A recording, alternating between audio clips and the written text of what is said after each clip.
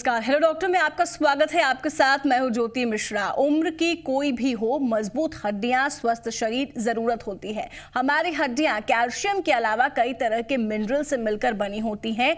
अनियमित जीवन शैली की वजह से या फिर बढ़ती उम्र में ये मिनरल खत्म होने लगते हैं, हड्डियां घिसने लगती हैं और कमजोर हो जाती हैं। धीरे धीरे काम करने में परेशानी होने लगती है। मामूली चोट लगने से भी उसे फ्रैक्चर होने का खतरा बढ़ जाता है। हार्मोनल बैलेंस बिगड़ने लगता है। असंतुलित भोजन और बढ़ती उम्र के कारण भी हड्डियां कमजोर हो जाती हैं। लेकिन सही देखभाल की जाए तो हड्डियों को कमजोर होने से बचाया जा सकता है।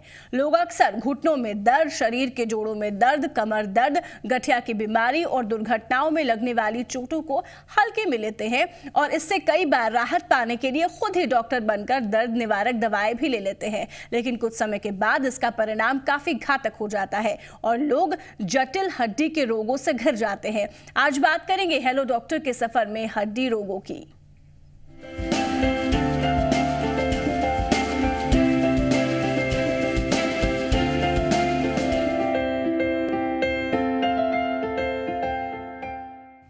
और आज हम बात करेंगे हड्डी रोगों के बारे में कि किस तरह से हड्डी रोग होने से आप खुद को बचा सकते हैं, किस तरह से आप अपने जीवन को स्वस्थ रख सकते हैं, खान पान में क्या बदलाव की जरूरत है आपको। इन तमाम चीजों पर आज हम बात करेंगे और बात करने के लिए हमारे साथ हैं डॉक्टर रमाकांत कुमार, जो हड्डी रोग विशेषज्ञ हैं। बहुत बहुत स्वागत है डॉक्टर साहब आपका। Thank you and good evening. Good evening. चलिए शुरुआत करते हैं और जानते हैं डॉक्टर साहब से कि किस तरह से एक स्वस्थ जीवन आप जी सकते हैं। डॉक्टर साहब, आज के जीवन की हम बात करें तो तरह तरह के चेंजेस हमारे लाइफस्टाइल में हो रहे हैं, जिसकी वजह से पहले जो हड्डी के रोग, हड्डी की समस्याएं जो है वो एक एज के बाद जाके लोगों को होती थी, वो आज के जमाने में यंगस्टर्स को भी होने लगी है। तो क्या ये लाइफस्टाइल के बदलाव की वजह से बढ़ रहे हैं जो हड्डी रोग हैं, वो बताएंगे जरा आप। बिल्कुल। बेसिकली हम इसे कहते हैं white collar jobs. I mean youngsters like computer professionals, they बहुत लंबे समय तक वो एक ही चेयर पे, एक ही पोजीशन में बैठे रहते हैं। तो इस कारण से postural backache, postural pain in the neck, these are very common. And today's the life is very busy, so public के पास टाइम नहीं है कि वो सनलाइट में जाए। So they also get very less time for sun exposure. So vitamin D deficiency is also very common. So these things are lifestyle related. I mean, somehow they relate to the lifestyle, because of earlier, like, people had lots of time to go in the sun, and like in olden days, like, computer was not there. So I mean, people used to walk normally. बिल्कुल। और खास करके हम अगर भारत के संदर्भ में बात करें तो लगातार अब जो आंकड़े अगर पहले से कंपेयर करें तो जितने लोगों को पहले हड्डी की बीमारियां होती थी उससे लगभग दोगुनी अब लोगों को हड्डी की बीमारियां होने लगी हैं। जिस तरह से आप बता रहे, लाइफस्टाइल की प्रॉब्लम्स आ गए हैं, लोग बैठकर घंटों काम करते हैं, तो उनको कहा भी जाता है कि आप थोड़ा टहल लें, जिस तरह से डॉक्टर एडवाइस करते हैं। उसके अलावा अगर हम बात करें तो क्या लाइफस्टाइल में कुछ और भी चेंजेस आए हैं इसके अलावा जो असर कर रहा है लोगों पर? अगर आप ऑर्थोपेडिक प्रॉब्लम की बात करें, बिल्कुल, तो चेंजेस लाइक पहले ज़माने में जो है स्पोर्टिंग एक्टिविटीज़ काफ़ी कम हुआ करती थी। अब आपके बच्चे जो हैं, आपके एडल्ट्स जो हैं, they are very actively involve in sports. So nowadays sports injuries are very common. So this is one change in the from the past era to present era, कि स्पोर्ट्स इंजरीज के chances काफ़ी high, incidence काफ़ी high हो गया है। So I can say this. Rest of the things are same. I mean, there is not much difference. ठीक है। एक और धारणा डॉक्टर साहब जो हम सुना करते थे और शायद इसमें बहुत हद तक सच्चाई भी है, कहते हैं कि अगर विटामिन डी अगर हम लेते हैं तो हड्डियां मजबूत होती हैं, और अब शायद लोगों के पास इतना वक्त भी नहीं और लोग प्रेफरेंस भी नहीं देते हैं कि धूप में जाके बैठे। और क्या ये भी एक मेजर फैक्टर है या कुछ हद तक इफेक्ट करता है कि लोगों को ये समस्याएं होने लगी हैं? डेफिनेटली विटामिन डी का रोल हमारे हेल्थ के लिए बहुत इम्पोर्टेंट है। But I mean as a normal healthy individual जो कि daily at least 7 minutes of sun exposure लेता है, उसमें यूजुअली विटामिन डी की कमी नहीं होती है। So the only 7 minutes of sun exposure. ठीक है, यानी कि 7 मिनट भी अगर आप धूप में रहते हैं दिन भर में तो वो आपके लिए काफी है। ठीक है, कुछ और चीजों की हम डॉक्टर बात कर लेते हैं। खान पान की तरफ हम आते हैं। खान पान में क्या ऐसी चीजें हैं जो लोगों को इंक्लूड करनी चाहिए या लोग ज्यादा ले लेते हैं जिसकी वजह से समस्या आती है? क्या कुछ ऐसे भी डिसप्रपोर्शनेट चीजें होती हैं वो ज्यादा लेने से भी समस्या हो सकती है या कम लेने से भी डिफिशियंसी हो सकती है? ज़्यादा लेने, I mean I would like to tell that just avoid junk foods. I mean they are empty calories. They don't have any calorie. I mean they are just calorie, no minerals, no vitamins. So I would recommend to have like green vegetables, and that date is a good source of vitamin D. Butter is good source of vitamin D, and all the like meat products, egg. ठीक है, लगातार आप हमें phone भी कर सकते हैं। दर्शकों से अपील है कि आप हमें फोन कर सकते हैं और फोन करके अपनी समस्याएं हम तक आप पहुंचा सकते हैं। अगर आपकी कोई समस्या है जो हड्डी से जुड़ी हुई है वो आप हम तक रख सकते हैं। डॉक्टर साहब, क्योंकि कई सारे दर्शक हमें देख रहे हैं तो हम चाहेंगे कि आप थोड़ा हिंदी में दर्शकों को समझाएं खान पान में और क्या बदलाव कर सकते हैं, क्योंकि खान पान कहते हैं कि अगर आप फूडिंग हैबिट में चेंज अगर करते हैं, खान पान में बदलाव लाते हैं या आपका खान पान अगर सही है तो बहुत सारी समस्या, बहुत सारी बीमारियों से आप बच सकते हैं। तो अगर इसको हम हड्डी रोग के सेंस में देखें तो क्या क्या बदलाव लोगों को करने चाहिए या क्या क्या अपने खान पान में खाना चाहिए उनको? ओके, मैं बताना चाहूँगा कि जो सबसे इम्पोर्टेंट पार्ट है जो हमारे मिनरल्स का, जो कैल्शियम, विटामिन डी और जो ज़रूरी मिनरल्स होते हैं हमारे बॉडी में, उनका जो सबसे अच्छा सोर्स है वो वेजिटेबल्स होता है, vegetables and fruits. So try to eat more and more green and leafy vegetables. Try to have more fresh fruits in your diet. So these are the, I mean ये सब काफ़ी अच्छे source हैं vitamin D और calcium के। सो मैं recommend करूँगा कि ये सब आप ज़्यादा से ज़्यादा मात्रा में लें। बाकी नॉर्मली जो डाइट होता है हमारा, जो गेहूँ और चावल, they are also good source, but usually इतने अमाउंट में जितना हमारे बॉडी को ज़रूरत है उतना कैल्शियम और विटामिन डी प्रोवाइड नहीं करते। डॉक्टर साहब, अगर हम कैल्शियम की बात करें, क्योंकि अभी के ज़माने में कैल्शियम बहुत सारे लोग जो है वो कैल्शियम नहीं ले पाते तो अलग से वो कैल्शियम सप्लीमेंट्स भी लेते हैं जो हमने देखा है, तो ऐसे में क्या वो हार्मफुल भी हो सकते हैं? ये भी एक कंसर्न होता है लोगों का कि कैल्शियम, एक तो सबसे पहला सवाल मेरा होगा कि कैल्शियम जो है वो कितना अफेक्ट करता है हमारी हड्डियों को और कितना ज़रूरी है और कितनी मात्रा में लेना चाहिए हमें? पहला सवाल, पहले इसके जवाब ले लेते हैं आपसे। ओके, सो कैल्शियम जो हमारा डेली रिकमेंडेड अलाउंस है वो अप्रॉक्सीमेटली 500 मिलीग्राम पर डे है। तो यूजुअली ये अमाउंट जो है हमारे, अगर आपका डाइट एडिक्वेटली बैलेंस डाइट है तो यूजुअली ये पूरा हो जाता है। बट जैसे जैसे एज के साथ हमारी हड्डियाँ कमज़ोर होती जाती हैं तो कैल्शियम की ज़रूरत में ज़्यादा पड़ती है। तो मैक्सिमम आप 1000 मिलीग्राम पर डे कैल्शियम ले सकते हैं और कम से कम 1 साल 2 साल तक कैल्शियम लें जिससे कि हड्डियाँ स्ट्रांग हो जाए। और ये हम ब्लड का भी टेस्ट करके देख सकते हैं कि ब्लड में कैल्शियम की कमी है कि नहीं, उसके अकॉर्डिंगली भी हम कैल्शियम को सप्लीमेंट कर सकते हैं। Similarly vitamin D, we can also check the level of vitamin D in blood. So अगर विटामिन डी की डेफिशिएंसी है, विटामिन डी की कमी है, then we can take the supplement. Vitamin D tablets are available which can help to increase the level of vitamin D in the blood. ठीक है doctor साहब, कई सारी बीमारियां हो जाती हैं हड्डी रोग होने की वजह से। जैसे ही आपके एक बार जहाँ तक मुझे पता है, जैसे हड्डियां कमज़ोर होती है तो बहुत सारी समस्याएं शुरू हो जाती हैं। तो कैसे, क्या कोई एक जो इंसान है, एक ह्यूमन बीइंग है, क्या वो समझ सकता है कि उसकी हड्डियां कमज़ोर हो रही हैं इनिशियल स्टेजेस में, ताकि वो सप्लीमेंट्स लेकर या डॉक्टर से दवाई लेकर उसको ठीक कर पाए? बिल्कुल, जैसे जैसे एज बढ़ते जाता है एक प्रॉब्लम होती है, इसे कहते हैं हम ऑस्टियोपोरोसिस, जिससे हमारी हड्डियां जो है इस प्रॉब्लम से भी, जिनको इन प्रॉब्लम होती है उनकी हड्डियां कमज़ोर हो जाती है। तो ये जिसको जल्दी पकड़ने का सबसे अच्छा तरीका है कि आप डॉक्टर के रेगुलर फॉलोअप में रहें। ऑस्टियोपोरोसिस हम एक्सरे से भी पता कर सकते हैं और एक स्पेशल इन्वेस्टिगेशन होता है जिसे कहते हैं डेक्सा स्कैन, उससे भी पता चल जाता है। और टाइमली इंटरवेंशन से, जो उनकी दवाएं हैं स्टार्ट करने से, हम जो ऑस्टियोपोरोसिस के कारण जो फ्रैक्चर्स होते हैं उसको हम रोक सकते हैं। ठीक है, फिलहाल यहाँ वक्त एक छोटे से ब्रेक का। हेलो डॉक्टर में हम लगातार बात कर रहे हैं हड्डी रोगों के बारे में और किस तरह से आप एहतियात बरत सकते हैं और कैसे जान सकते हैं और कैसे बचा जा सकता है और क्या सावधानियां आप बरतें कि आपको हड्डी रोग ना हो, ये जानेंगे इस छोटे से ब्रेक के बाद।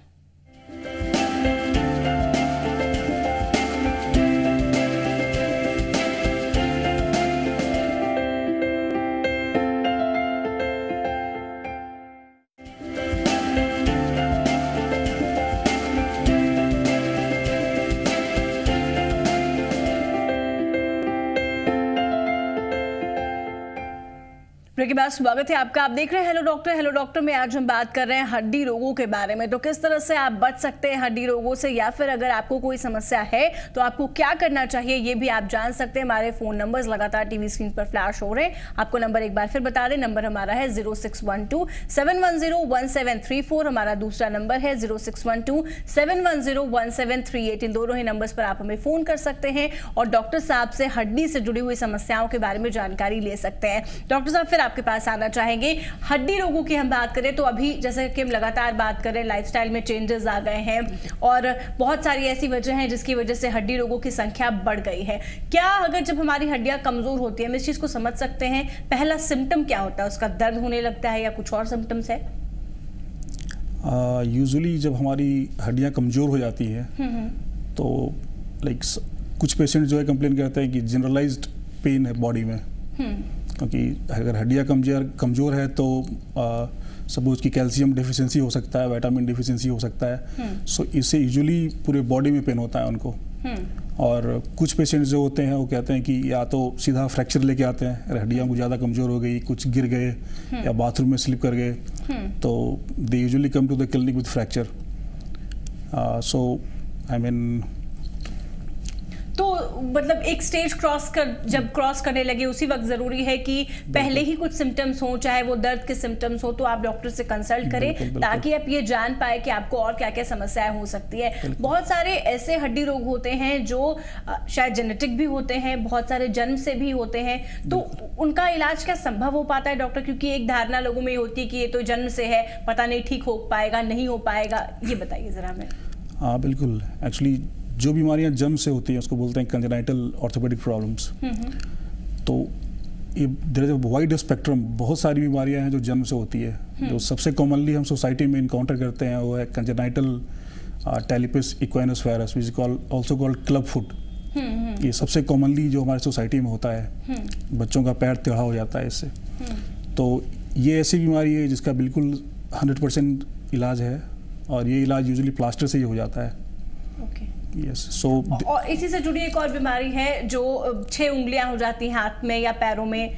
बिल्कुल बहुत सारी ऐसी बीमारियां इसमें एक्स्ट्रा फिंगर टोज में हो सकता है या फिर हैंड में हो सकता है।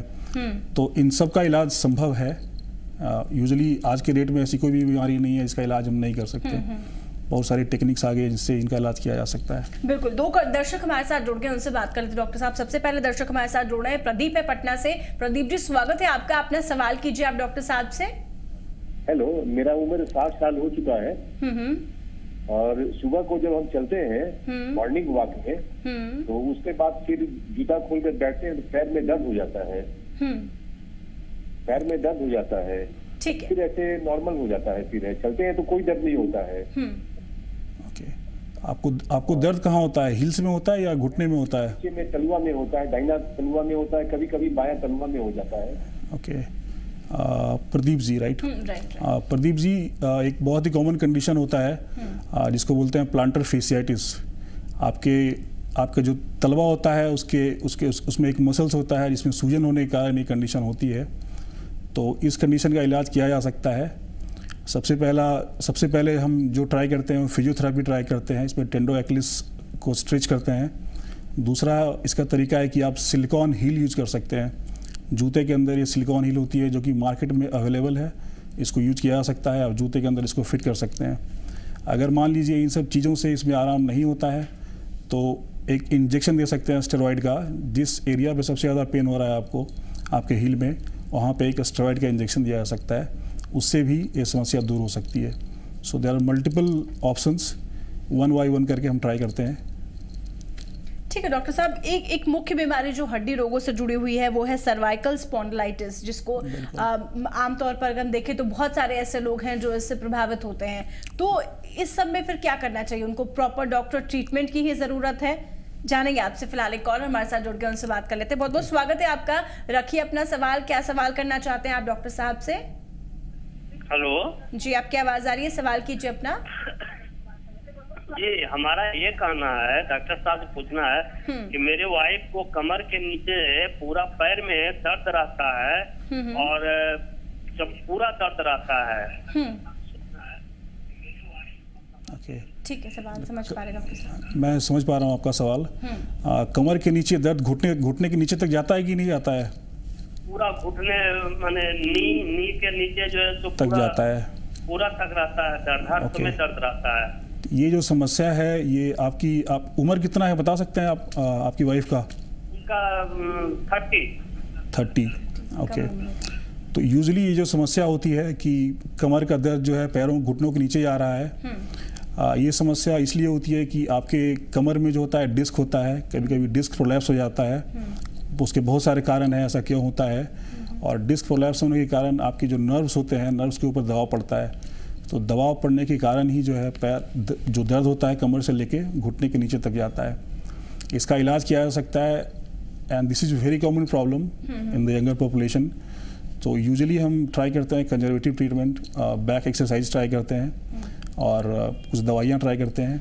अगर इससे रिलीफ नहीं हो रहा है, आपने सपोज कि आपने 6 वीक्स ट्राई किया कंजर्वेटिव ट्रीटमेंट, इससे आराम नहीं हुआ, then we usually recommend surgery. We have to decompress the nerve.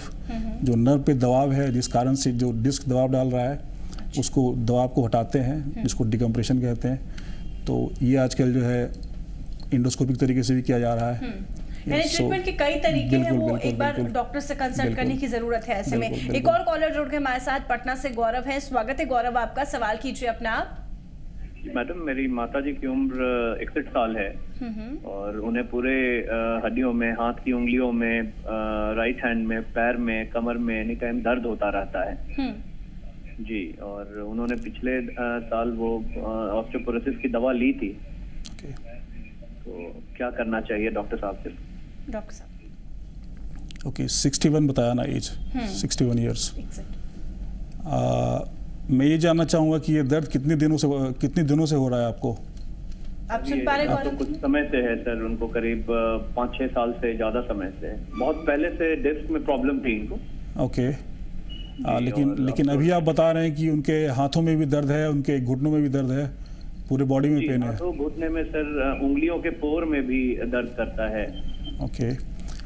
देखिए, अगर सिम्टम्स जनरलाइज्ड है, यानी बॉडी का हर हिस्सा इन्वॉल्व है, तो यूजुअली कोई सिस्टेमिक कॉज हो सकता है, या तो ऑस्टियोपोरोसिस हो सकता है, that can be a cause of generalised body ache, vitamin D की कमी के कारण हो सकता है, और कैल्शियम डिफिशिएंसी के कारण हो सकता है, और बहुत सारे इन्फ्लामेटरी कंडीशंस होते हैं, जैसे rheumatoid arthritis, that can also involve the multiple joints in the body.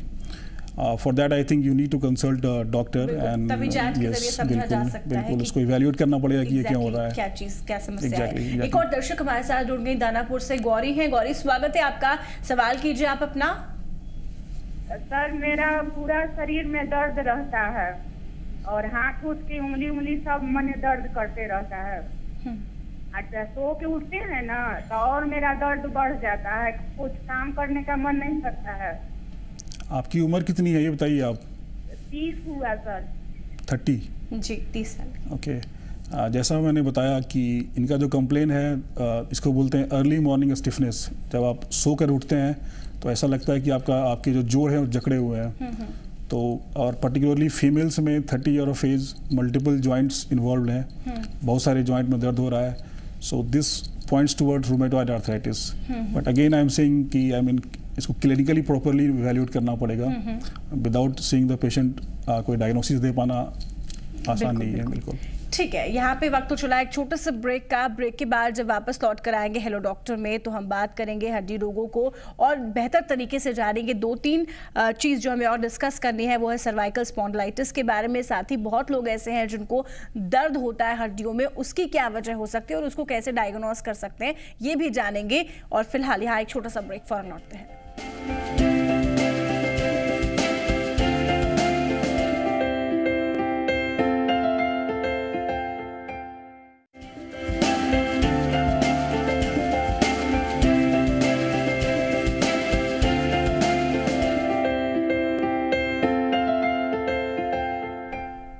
Break के बाद स्वागत है आपका। आप देख रहे हैं हेलो डॉक्टर में हम बात कर रहे हैं आज हड्डी रोगों के बारे में। हड्डी रोगों में एक जो मुख्य चीज पाई जाती है आजकल डॉक्टर साहब वो ये है कि घुटनों में भी काफी दर्द रहता है, हालांकि बहुत पहले से चली आ रही है। और एक और चीज सर्वाइकल स्पॉन्डिलाइसिस की हम बात करते हैं तो वो भी समस्या जो है वो अब जो पहले हम देखते थे कि ज्यादा एज ग्रुप में देखने को मिलता था वो अब कम एज ग्रुप में भी देखने को मिल रहा है लोगों में। ये दो सवाल आपसे हम इस सेक्शन में जानना चाहेंगे। जैसा कि मैंने बताया आपको, ऑस्टियोआर्थराइटिस नी जो घुटने का बोलते हैं गठिया, ये आज के डेट में बहुत ही कॉमन है। और यूजुअली बहुत ही बड़ा पॉपुलेशन जो है हमारा इससे अफेक्टेड है। काफ़ी लोगों को आजकल घुटने का दर्द हो रहा है और हमारे क्लिनिक्स में आते हैं। तो सबसे जो कॉमन कॉज है घुटने का दर्द का वो ऑस्टियोआर्थराइटिस है। यूजुअली वो 50 इयर्स के एज के बाद होता है स्टार्ट। ठीक है, वो एज ग्रुप पे डिपेंड करता है। बिल्कुल एक एज ग्रुप पहले भी हो सकता है बट उसके अदर कॉजेज हैं। बट जो जनरल ऑस्टियोआर्थराइटिस होता है उसका age group usually they start after 50 years of age. उसके बाद फिर चलने में दिक्कत होती है, चलने में दिक्कत होती है, बैठ के उठने में प्रॉब्लम होती है। सो ये सब प्रॉब्लम हो सकती है। तो इसका treatment initially we usually recommend again the treatment is like staged stage wise treatment. So initially we recommend physiotherapy for your toes. आपके जो मसल्स है घुटने के अराउंड, क्वाड्रिसेप्स, हैमस्ट्रिंग, इसको स्ट्रॉन्ग बनाने के लिए कुछ दवाइयाँ होती हैं, एंटी इन्फ्लामेटरी पिल्स, जो कि हम देते हैं पेशेंट्स को। अगर मान लीजिए कि इससे भी आराम नहीं होता है तो sometimes we give injections inside the joint. लेकिन अगर लाइफस्टाइल की हम बात करें तो एक एज ग्रुप में जाने के बाद बहुत सारे ऐसे ओल्ड एज पीपल होते हैं जो एक लाइफस्टाइल मेंटेन करते हैं, कोशिश करते हैं कि हम वॉक पर जाए, थोड़ा बहुत एक्सरसाइज कर ले। तो क्या इसका भी फायदा उनको मिलता है ऐसी समस्या अगर है तो? बिल्कुल। आज के डेट में जॉइंट रिप्लेसमेंट सर्जरी होती है, घुटना बदलने का, घुटना पर प्रत्यारोपण जो कहते हैं, knee replacement surgery. They are very effective and इसके रिजल्ट्स काफ़ी अच्छे हैं। और घुटना बदलने के बाद जो है पेशेंट जैसे पहले चल रहा होता है वैसे ही चलता है। और they can lead their life normally. They can maintain their normal lifestyle even in the elderly. ठीक है डॉक्टर साहब, क्योंकि वक्त हमारे पास कम है तो जाते जाते आपसे जानना चाहेंगे क्या टिप्स आप देना चाहेंगे लोगों को ताकि जो हड्डी रोग उनको ना हो और क्या कैसे अपने हड्डियों को वो दुरुस्त रख सकते हैं, मजबूत रख सकते हैं? ओके, सबसे पहली बात कि प्रॉपरली आप विटामिन डी लीजिए। At least 7 minutes of exposure in sunlight, कम से कम 7 मिनट आप धूप को दीजिए, धूप में जाइए, खड़े रहिए। इससे आपके बॉडी को एडिक्वेटली विटामिन डी मिलेगा। ठीक है। दूसरी बात मैं एल्डरलीज को कहना चाहूँगा कि अगर आप चल रहे हैं और आप चूँकि एल्डरलीज में कई बार होता है कि आपका बैलेंस सही नहीं होता है तो उनको फिसलने का, गिरने का खतरा ज़्यादा होता है, तो वो गिर सकते हैं और उनकी हड्डियां टूट सकती हैं। तो सावधानी से चलें, पर्टिकुलरली बाथरूम्स में, there are very slippery floors. तो बाथरूम में चलने के पहले सावधानी बरतें आप। बिल्कुल, तो सावधानी बरतें। और जैसे भी अगर आपको कभी फील होता है कि आपकी हड्डियों में दर्द है तो सबसे पहले आप डॉक्टर से कंसल्ट करें ताकि ये समस्या जो है वो आपकी बढ़ी ना। और जैसा कि हम शो के शुरुआत में कह रहे थे, खुद से आप डॉक्टर ना बने, क्योंकि कई बार हम खुद से दवाई लेते जाते हैं, दर्द को सप्रेस करते हैं, लेकिन आगे जाके यही समस्याएं बढ़ जाती हैं। ऐसे में जरूरी है कि अगर आपको कभी भी हड्डियों में परेशानी महसूस हो, दर्द महसूस हो तो डॉक्टर को कंसल्ट करें। और हड्डी रोग जो है क्योंकि वो बाद में जाके ज्यादा बढ़ जाते हैं, इसलिए अपना खास ख्याल रखें। आज के इस हेलो डॉक्टर के सफर में इतना ही। बहुत बहुत शुक्रिया हमारे साथ जुड़ने के लिए डॉक्टर साहब आपका, और आपका भी बहुत बहुत शुक्रिया हेलो डॉक्टर देखने के लिए। नमस्कार।